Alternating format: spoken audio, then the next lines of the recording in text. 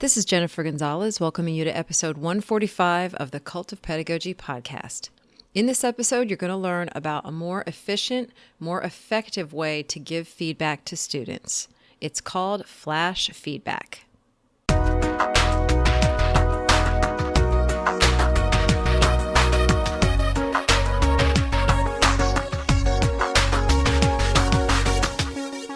Most teachers know that giving high-quality feedback is one of the most important things we can do to help our students learn.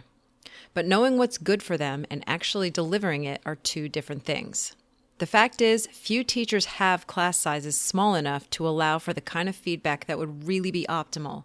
So most of us aren't giving nearly as much feedback as we could be. And until the day arrives when our class sizes are just right for good feedback, we have three choices.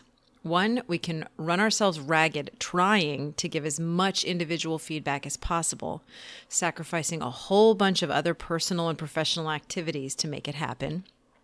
Two, we can throw in the towel, accept the limitations of our reality, and just give the bare minimum of feedback. Both of these are not very attractive options, but there is a third. We can make our feedback more efficient so it takes less time away from other things, but still gets the job done. It's that third option we're going to talk about in this episode. Drawing from his work as a high school English teacher, my guest Matthew Johnson is going to share some of the strategies he has developed for giving feedback more quickly and more immediately when students are most likely to use it and learn from it. He calls this approach flash feedback. Before we get started, I want to thank ViewSonic for sponsoring this episode. ViewSonic has been dedicated to being part of the educational community for over 30 years. They want to help the millions of teachers and students finding themselves trying to learn from home. They are currently offering free access to their MyViewBoard digital whiteboarding software, giving teachers all the distance learning tools they need to continue to conduct classes. Now, MyViewBoard includes new features released for distance learning. Check it out today and get access at myviewboard.com/distance-learning. That's myviewboard.com/distance-learning. Support also comes from Parley. Have you ever wondered what it would be like to have a class discussion where everyone, even the quietest students, participated? Well, it's possible with Parley. I just recently discovered this instructional tool, and in fact, it was the tool more teachers recommended than any other last year, which is why I made it part of my 6 EdTech tools to check out in 2020. In a sentence, Parley helps teachers facilitate rigorous, inclusive, and data-driven class discussions. Teachers can use Parley during remote learning and when they're back in class to build community and foster meaningful collaboration. Through written discussion activities called online roundtables and verbal discussion activities called live roundtables, Parley helps students develop true agency as they learn to introduce their own unique ideas, ask questions, and build on or challenge the ideas of others. There's also a library with hundreds of ready-made discussion prompts for teachers to choose from. Try Parley for free at parleyideas.com and experience why thousands of teachers all over the world are raving about this amazing new tool. That's parleyideas.com. Now, here is my conversation with Matthew Johnson about flash feedback. I want to welcome Matthew Johnson to the podcast. Well, Matt, welcome. Thanks. So we are talking today about flash feedback. And so before we get into the details, just give my listeners some idea of what your education background is. Sure. So I am right now remotely wrapping up my 12th year of teaching. I never thought I'd have to say something like that. And the first 6 years of teaching, I was a middle school and language arts teacher in California and Oregon. And then the last 6, I've been a high school teacher of language arts back in Michigan, where I grew up. Oh. I'm also a writer, and over the last 3 years, I guess I've kind of gotten known as the feedback guy. I've been writing about how to be more efficient and effective when it comes to feedback for Edutopia and EdWeek and National Writing Project and some other places. And just over a month ago, I released a new book from Corwin Literacy, which I'm really excited about, called Flash Feedback: Responding to Student Writing Better and Faster Without Burning Out. Awesome. And the title of that book sort of speaks to like why I focus so much on feedback, because quality feedback is so important. It's like really important for creating student academic identities and building relationships and maximizing student learning. But it takes an incredible amount of time, and thus it burns out a lot of teachers. And my ed school cohort, for example, there was 13 of us going through the University of Michigan to become language arts and social studies teachers, and after 5 years, there were just 2 left. Oh, wow. Yeah, and most of those who I talked to, because we were very close, pointed to paper load as Hmm. really being one of the main reasons why they left. And it's heartbreaking because I think they almost to a person would have just been fabulous teachers if they'd stuck around, Mm. the kind of teachers that we need.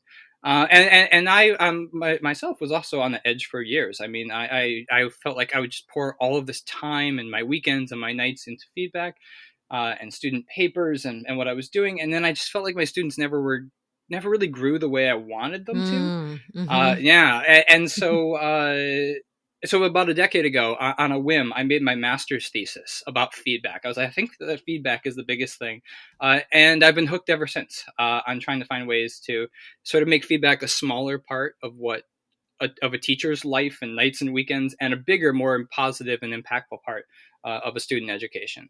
Yes. And so you've basically covered one of the first things I was going to ask you, which is to sort of talk about what it was like before you came up with this system, which and it sounds so familiar to me. This is the reason why, people ask me sometimes, are you going to go back to the classroom? And I say, well, if I did, I'd have to stop doing what I'm doing now because there's no way you can be an Hmm. English teacher and then also do something else that takes a lot of time because being an English teacher, man, it just the feedback problem I think hits English teachers absolutely the hardest. It does. Yeah. Though what's funny is feedback. I mean, is sort of universal. I mean, I've Yes. actually in writing the book and doing this, I've talked to a lot of teachers across a lot of disciplines, and like feedback is an issue for everybody, Yeah. K through 12. But you're right, English teachers in that paper load, they have those like special binder clips that are just made for English teachers that are like oversized novelty clips. Yeah. And that was me. I mean, for years, like especially in California, my first 3 years, Hmm. I mean, it was like every night was like a late night Yep. and an early morning, and I would take them to get an oil change. I'd be doing my commenting, right, as my car's getting an oil change, or during my wife's hockey games. And I even had a friend who was like, "Is it another Sunday no fun day?" And my Ugh, friends used to call it that. Yeah. And, Sundays. Yeah. yeah, and so and that was it. I mean, my social media at the time had like pictures of me. This is California. We lived in Los Angeles area at the beach and hiking in the redwoods. But those things were like a once in a quarter thing. And my apartment, you could actually, it was pretty close to the beach. You could see the beach through this little crack between these 2 buildings. And I used to just sit there at my desk, and I can still just picture it so clearly. And I would just look out, and I would see the beach sort of gleaming off in the distance, and I would look at the stack of papers, and I'd be like, well, maybe tomorrow once I deal with these. I'm picturing this like sad photo of It you was behind a window with like a single tear running down your eye, no, it really was. looking I at mean, the it was wall. it was just one of those things. And the issue was that, like, at the time, I had this really limited definition of feedback. I looked at it as a thing that it kind of had been in every class that I'd ever been in, which is Hmm. the students completed the papers, and then I, as the English teacher, had those oversized clasps and put them all together and took them home, and then I worked my way through them. I shot errors, and Hmm. I fixed everything I could find, and I left a big long written record of my comments. Uh, and if you think about the logistics of that, like, it's kind of absurd. So I currently have 158 students, which is a lot of students, Yeah. but it's not the most students. I've spoken to many teachers who have far more students than Yep. that. Yep. And if you think about it, 1 minute of time of feedback per student equals close to 3 hours of my time. Yep. And that means if I go through an essay in 10 minutes and I read it and then I respond to it, and that's super fast for an essay, that's Right. like Yes. blisteringly fast. Uh, that's still like 25 to 30 hours. And that's just for one paper. Mm-hmm. And like there are a lot of issues with what I just described. I mean, it's like finding and correcting everything, treating comments as Mm-hmm. like a journal of my thoughts. We Mm-hmm. don't really have time to go into all those. I talk about them a lot in the book, but like I Mm-hmm. think the biggest issue was my notion that feedback was this big thing that you give in this big chunk on these big assignments at the end of Mm-hmm. a unit test or a final draft. Um, and Super that when you comprehensive that you sort of covered everything you could possibly cover every single time. Exactly, right? Yeah. And if a teacher views feedback that way, and that's their feedback, there's no way. I don't care if you work as many Sunday no fun days as you can, right? And then and go grade through as many oil changes or hockey games. You're only going to get to a few papers a semester like that. It's just Yeah. not possible otherwise. Hmm. So this is why it's so critical that like when we think about feedback, we need to remember that like feedback is just a teacher's response to something. It can be given in a multitude of different ways to different varieties of assignments, and there's a lot of ways that you can do it. Ways that my term for this is flash feedback, that can be both meaningful and given really quickly, like in a minute or two, which allows us to actually give really regular and timely, informative feedback, which are best practices when it comes to feedback. And still also be able to go to the beach on the weekends. I mean, that is if beaches were open right now. Right. Right. Yeah. So let's talk about some of the key features of flash feedback. Okay, so so flash feedback has actually been around for a long time. Great teachers forever have been finding ways to have more meaningful and quick connections with students, and have had too many students for forever, right? Hmm. Um, and one of the things I did in my studies, though, is I tried to figure out what are the characteristics of meaningful, quick feedback. Hmm. What I kept finding again and again were four key characteristics that most efficient and effective feedback tends to share. The first is that it focuses on one or maybe two learning objectives. There's actually a really long history of scholarship that shows that even on bigger assignments like those end of unit tests or papers, it's probably best to focus on just like one or two topics, a manageable number. Hmm. Um, because throwing too many things at students too fast tends to overload them. And when you do that, they don't tend to learn any lessons deeply, and you end up having to reteach those lessons the next Right. time. Hmm. I actually talk about this with my students as well, because when they get a paperback and it's just focusing on a few things, sometimes they're kind of confused. So I use the analogy of actually a ball. I say, if you have one ball and you toss it to somebody slowly and deliberately, your partner, even if they're not that coordinated, will probably catch it if it's a decent throw.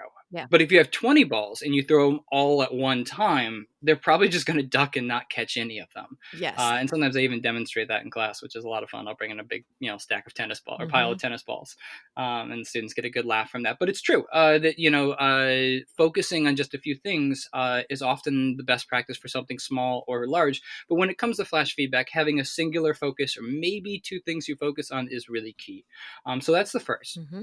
The second is that students do the heavy lifting in flash feedback. And so as teachers, we tend to fall into this trap, correcting all of the student work for students and doing a lot more reflection on the student work than the students are actually asked to do themselves.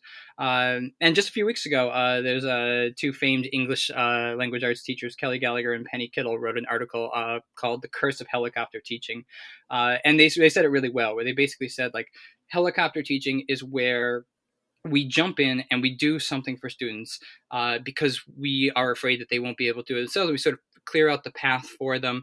But that's not great for learning because the students don't have to work for it. And if they don't work for it, they're probably not going to learn it. And then it also makes flash feedback impossible because that sort of troubleshooting and correcting takes a lot of time.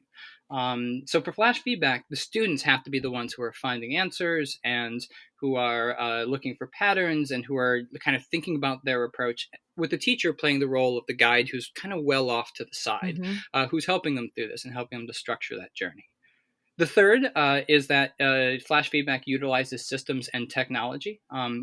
Feedback often has a lot of redundancies, and these can be mitigated through better systems and the use of really cool technological things. I'm going to talk about a few of those in a little bit here. And these little efficiencies are really important. I mean, if you think about my 158 students, a 15-second increase in efficiency per paper saves me 40 minutes when taken on the scale of my 158 students. I mean, that's crazy, right? But that's true. Yeah. And a teacher I know just yesterday sent me an email that said fewer clicks equals efficiency. And she was talking about Google Classroom, but it's the same concept.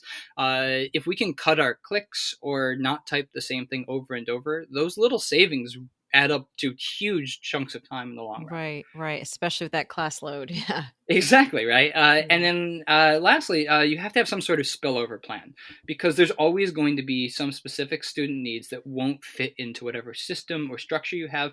And having some place for those to spill over into, or some response that's set up, will help make sure that there's not one or two individuals whose needs derail the plan for the rest of the class. Right. And when you put those four things together, it actually is pretty reasonable to give really meaningful feedback in a minute or maybe two at the most. So, what you're going to share with us today, and this is what you've got in the guest post that you've also Hmm. written for the site, is 3 flash feedback strategies that have worked really well for you. Yeah, yeah. So, go ahead and tell us what those are. Yeah, so flash feedback can take a lot of different forms, but there are definitely three strategies that I find myself turning to like again and again. The first one is something I call targeted response. This is where a teacher focuses both an assignment's like designs and assignments of the assignment itself and its feedback are solely focused on like one or maybe two learning goals. One of my favorite examples that I like to give for this is one I do on commas, because pretty much everybody in the universe has issues with commas, Yeah. and my students, like everybody else, tends to struggle on them and not feel very confident in them. Mm-hmm. And I used to do what all my English teachers did for me, which is that I would circle, every comma that I came across, and we do a couple worksheets on commas. And this took a lot of time, and it never really led to much improvement in commas. Okay. Now, instead, what I do is, instead of circling commas in student papers and doing these worksheets, I just have my students write a short one-page paper on anything they want. Or maybe I'll give them a fun or silly prompt or something like that. The prompt doesn't matter so much, but what matters is that the only criteria for this is that the students must use at least 4 examples of the various comma rules that we've talked about, Mm-hmm. and they have to use them well, Mm-hmm. and then they turn it into me. And to speed up my assessment and my response to these papers, Mm-hmm. what I do is I have them turn it on Google Classroom, and there's a find function, Command F, that you can use, and Mm-hmm. you can just type in any word and it will highlight it. But the same thing's true for a comma. So I do, Command F, I put a comma in there, and it highlights every single comma on the page, and I can just quickly scan. And if I see if it looks really good, what I do is Google Classroom also has a comment bank, where Mm-hmm. it's a little sidebar. And in the post that I wrote for you, I have a link to a tutorial on that too, because it's got some pretty cool tools to it. And I just have 2 comments in it. The first one is one that, if they got it all right, it just says, "Hey, great job. You got them all right. You got commas." Mm-hmm. And then the second one says, "You have this many," and you can fill in the blank. You have 3 errors, and so go and fix them. Mm-hmm. And then when you think you've got them, turn them back in, and you can actually look at the revision history and see if they actually did the specific ones. Mm-hmm. And then I give them, and this is actually pretty key, I give them some time. So usually I'll do this right before a chunk of drafting time or before choice reading. And so if they have errors, they actually are doing this in class, and then they can conference with me if they need to, if they're really stuck on something. Okay. But 9 out of 10 of the students will actually find the errors and then fix them. And they learn those lessons pretty well, because they have to sort of struggle and think about them. And this paper, by keeping the scope narrow on just commas, Uh-huh. and by having my assessment be narrow on just commas and my feedback on just commas, and by using those tech tools, Yeah. and by having the students be the ones who are actually doing the work, I mean, it's completely reasonable for me to go through an entire class set of 35 kids in under half an hour. Yeah. And what's cool is they learn more from that one paper on commas, because they go deep on it and they're really thinking about it, than an entire year's worth of me circling them in their papers and Right. giving them worksheets and those things. Let me ask you something about this particular exercise, because I know this is Yeah. going to come up in the minds of people listening. So, Mhm. first of all, is this an assignment for a grade in your grade book? Well, so it's sort of a gradeless assignment. Mhm. We have grades, Mhm. but I like to avoid them when possible, Mhm. because they come with all sorts of issues. Yeah. But I am required by my contract to give grades, and my students expect them. So it's basically all or nothing, where I just say, "I'll give you credit for this once you fix them all." So in the Okay. end, all the students end up getting credit for it. Or if there's really an issue, maybe then we'll probably have a short conference and we'll try and figure it out. Okay. But in the end, it's never happened where actually all my students haven't gotten credit for that. There's almost no way out, right? Because Right. they're doing this during this drafting time. And so they go back and they fix the errors, and eventually by the end they've got a completed, one with no errors, and they've done it all themselves. And for me, that's okay to give full credit to. So when you say full credit, is this one of those things that you said it was a gradeless assignment? I'm taking us off on a little bit of a tangent, but there's Yeah, no, so cool. many conversations about grading. And I think a lot of people recognize the value of, I keep encouraging people to say, do this thing as a practice with your students. Yes. But I'm curious to hear how you actually handle that sort of in your grade book. So in the grade book, I have to, I'm, as I said, by my contract, I'm required to give points. So this is kind of my way, because grades are really problematic in a lot of ways. And I talk about that a lot in the book as well. And I mean, I guess I'll put it this way. This is a very short kind of way of summing it up. When you have a grade and feedback next to each other, the students are going to pay more attention to the grade every single time. Yes. That's how they've been trained. And so it minimizes the impact of your feedback. So, and I believe you actually even had a post on this once where you just delay the grade. Yep. That makes the feedback alone more impactful. And that's absolutely true. In this case, it's almost like, look, we're all going to get a 10 out of 10, but you got to actually figure out commas first. So they end up getting points at the end because I'm supposed to put in a grade per week. And I can put that in my grade book, right? That you got a 10 out of 10 on this and they did it. It's great. But it also has this grade list thing where this isn't about the grade. This is about figuring out commas, because that's a big deal. So it's either a 10 or a 0, basically. They do it. They have multiple opportunities to get it right, and then they get the 10 points. Exactly, right? It's a 10 or a 0, and I actually don't really let you take the option of the 0. Right. So you're just going to keep at them until they get it. Yeah, and that's the beauty of having this, like having a drafting time afterwards where they can conference with you. If a kid is really stuck, as opposed to just having them just throw it away and be like, I'm done with this. I'm right there, right? So I can come over and check in with them. And I can see that, they haven't turned it on Google Classroom yet, so I know who to go to without them having to raise their hand. Right. Got it.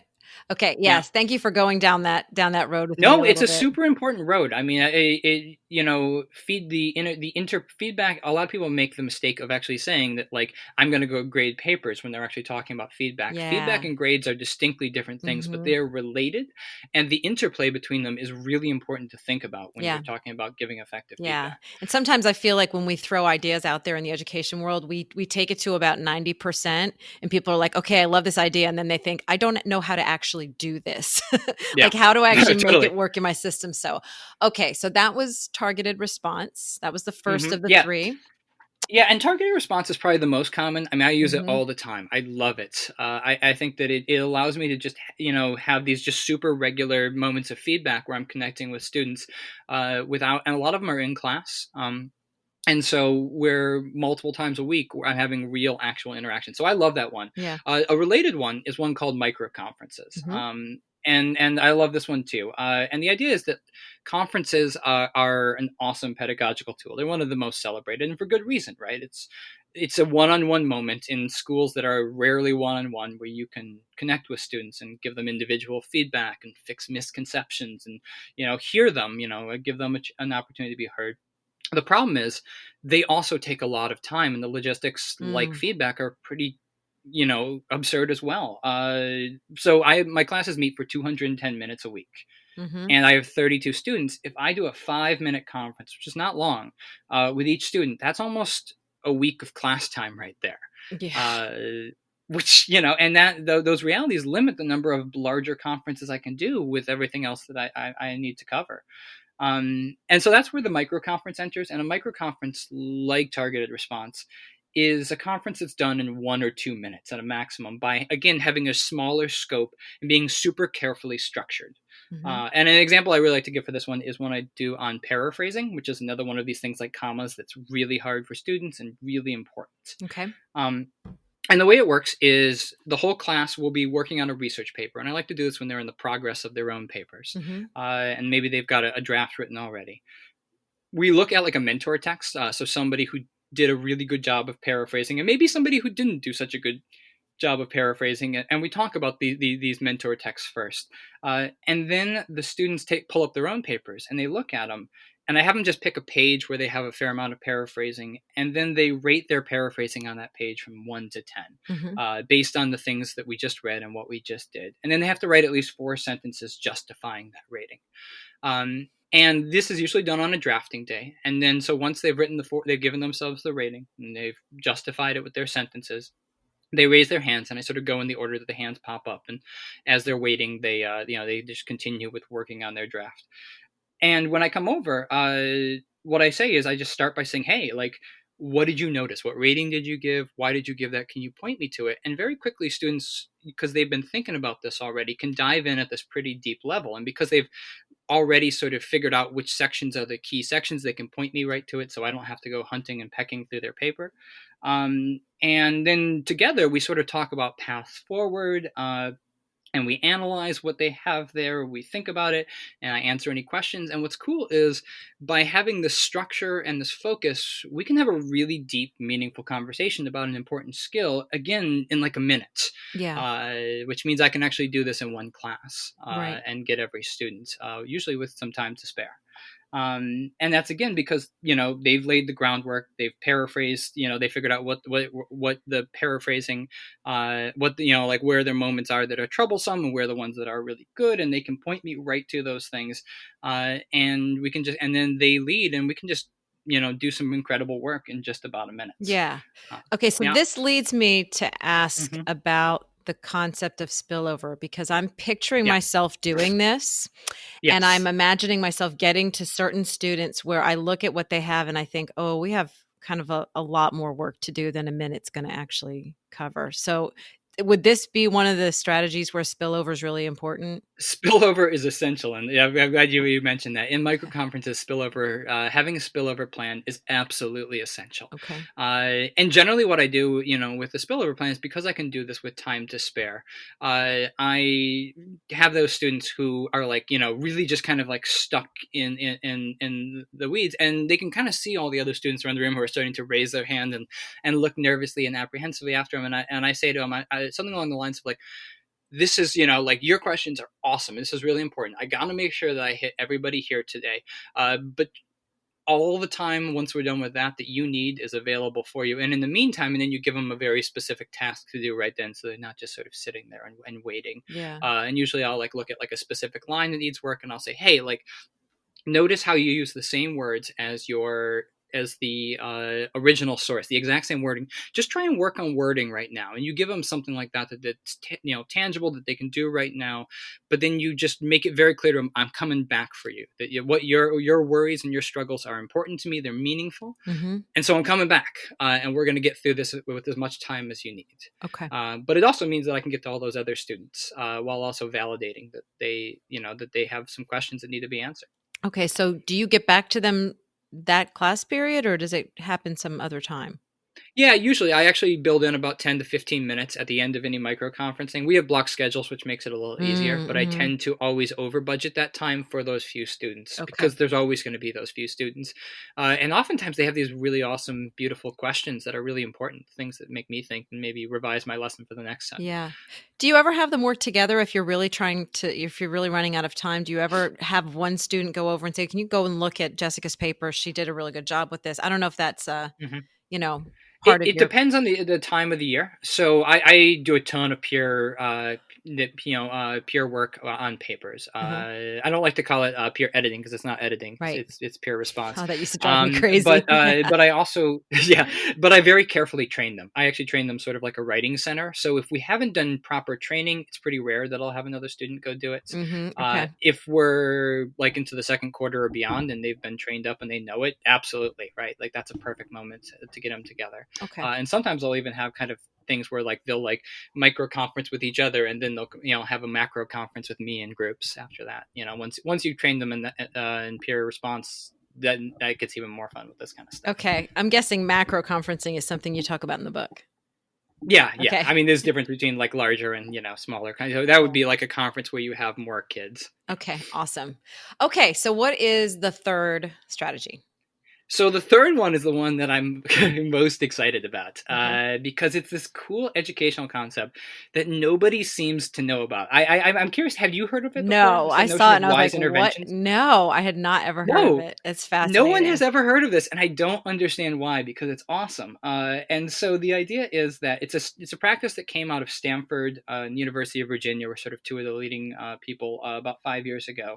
And the idea is that like a student's identity and beliefs are really, really important to how successful they are in class, and the behaviors and the habits that they have. And these things can be really hard to change, but they can also be changed in the right circumstances remarkably fast.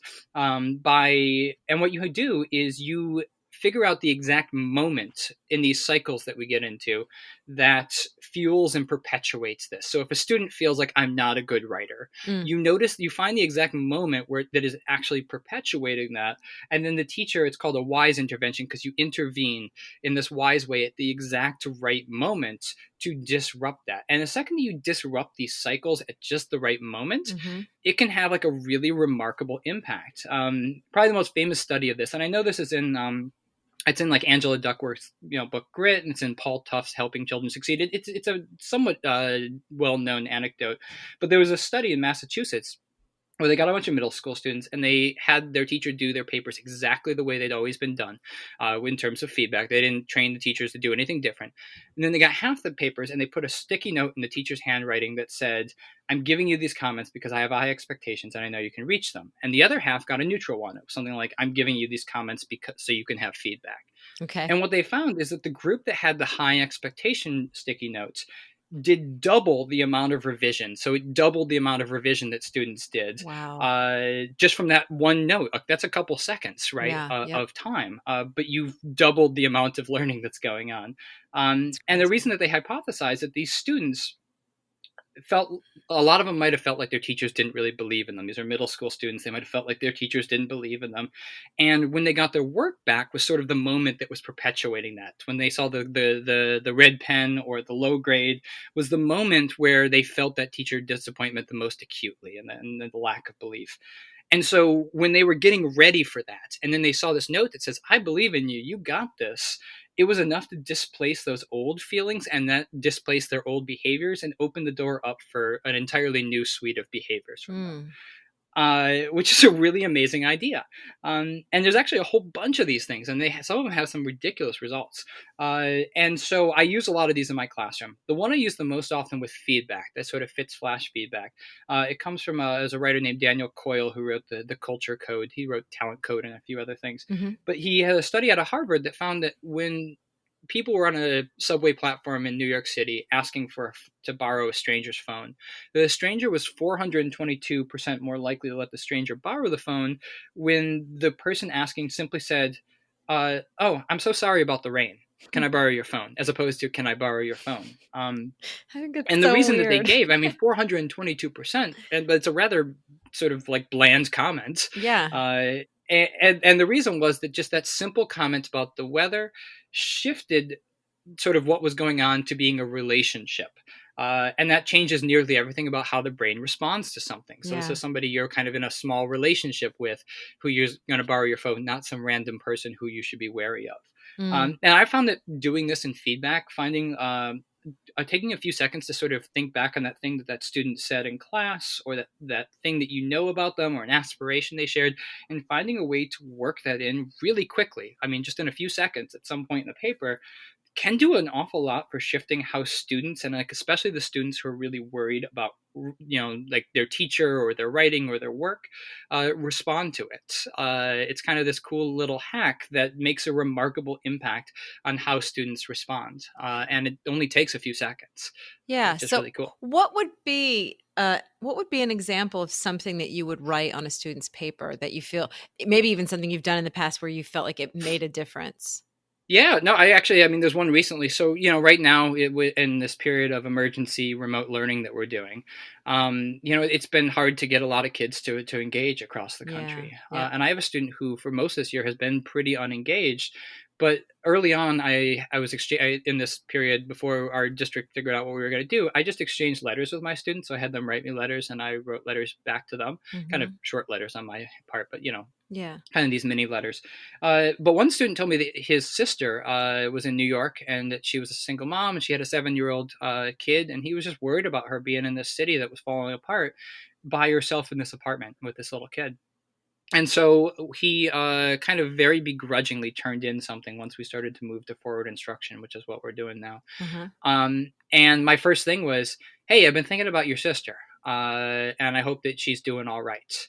And then I moved on. And what he has done more work for me in the last month, whereas a lot of students, it's been this struggle to get them to engage, than he did the rest of the year combined. And you noticed a difference after that comment? Instantly. It was instant. Wow. And all of a sudden he's like, I've always wanted to write a paper on the prison system in America and the problems with it. And then he started telling me about, relatives of his, and he's writing this amazing paper where he's researching all these things, and he's asking like, okay, so how do you, when you research, how do I do that? What's that called again? Paraphrasing. How do you do that? And how do I cite this? And he's taken it super seriously. And it really was that moment. Wow. That's fantastic. So, okay. So Matt, you have outlined all of these strategies in the post. So if people want to go and read about those, they can find that at episode 145, and it's on the blog on the podcast list. Yep. If they want to learn more from you, where can they find you online? So probably the most consistent places. I blog weekly at MatthewMJohnson.com. Okay. And the M between Matthew and Johnson is really important because it turns out Matthew Johnson is the most common name in America. And there's already like 10 like pseudo-famous Matt Johnsons or Matthew Johnsons out there. So MatthewJohnson.com was not in my price range. So the M is very important, MatthewMJohnson.com. Okay. And what I blog about there is I blog a lot about writing because I'm largely a composition teacher. But it's also, there are a lot of posts that are much bigger than that. And then also about this notion of sort of finding balance and success as a writing teacher and as a teacher in general. Awesome. And also like when I'm not, so I think I've talked to you about this. I'm currently watching my kids during the day, which means I'm doing all of my teaching in nights and weekends, which has been a challenge. And actually the flash feedback has been sort of the biggest thing that has really helped me get through this, because it's been allowed me to give meaningful feedback in really fast chunks of time, because I don't have that much time. I'm sure a lot of the listeners are in the same boat. Yes. But when I'm not doing that, I'm also pretty active on Twitter at A2 Matthew, so Alpha 2 Matthew. Okay. Great. And I'm going to have links to those on your post, and also a link to your book, so that, because now I want to go read about macro compensing too. So there's even more stuff that we didn't talk about that's going to be in that book. Definitely. Oh yeah. A whole bunch. Okay. Thank you so much for coming on, Matthew. I really appreciate this. Yeah, no, thank you. I really appreciate it. I've been a huge fan for a long time, so this is a great treat. Thank you. For links to all the resources mentioned in this episode, including Matt's full post on flash feedback, visit cultofpedagogy.com, click podcast, and choose episode 145. To get a weekly email from me about my newest blog posts, podcast episodes, and products, sign up for my mailing list at cultofpedagogy.com/subscribe. Thanks so much for listening, and have a great day.